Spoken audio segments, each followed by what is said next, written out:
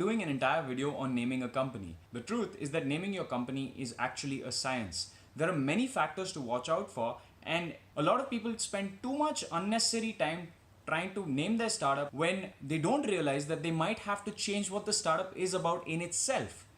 My suggestion, and something that's worked really well for Avalon as well, is to give the startup an extremely generic name.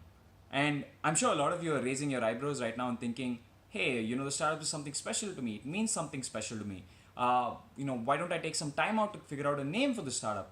And my suggestion to you is don't. Come up with a generic name that has nothing to do with the startup itself.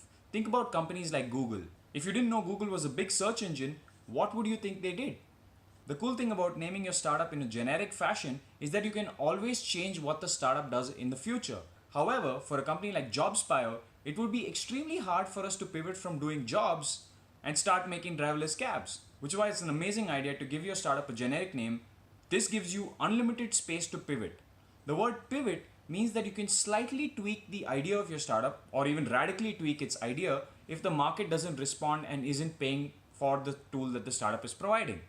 Then what you do is look for something called SEO Clearance. Now, SEO Clearance was a word we invented in Sizer to check if a startup's name has already been taken by Google. Now, this doesn't mean that if you type your startup's name to Google, something appears on the first result, but rather whether you can beat that first result in itself. The way to do this is to download a Chrome extension called SimilarWeb. Once you have SimilarWeb, then you go Google the name of your startup. If SimilarWeb tells you there is no traffic data for a particular company, then that means it might be safe for you to use that company name as your own and beat them in terms of traffic. Google respects traffic and many other variables, but we're only going to talk about traffic right now. Google respects a company that is appearing in the news, that has traffic, and that is providing real value to its customers.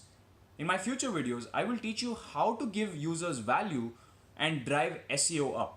Now, the word SEO stands for Search Engine Optimization. Back in the day, there were a lot of people doing a lot of funny things to try to get on top of Google. But today, Google knows when people are looking for something and whether those results it shows are valuable to those people. We are not going to try to game Google or trick Google, unlike many of the other SEO experts, but we are going to build a legit website which is also a helpful resource. Now, in a lot of cases, this company name that you think of just might not be available with the registrar of companies.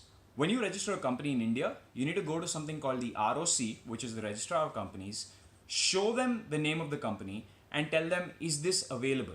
Has some other company in India taken this? And only if they say no, it's completely available, can you actually go out and use that name for your startup.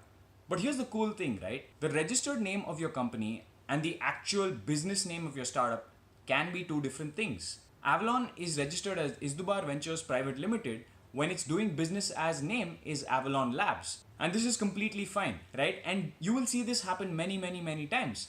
The advantage with this, if you use a generic name for both your startup as well as your registered company name, is that it gives you unlimited space to pivot. All we're making sure from the SEO clearance side is that tomorrow if we get successful, we're not buried deep below on Google search rankings just because we called ourselves Apple.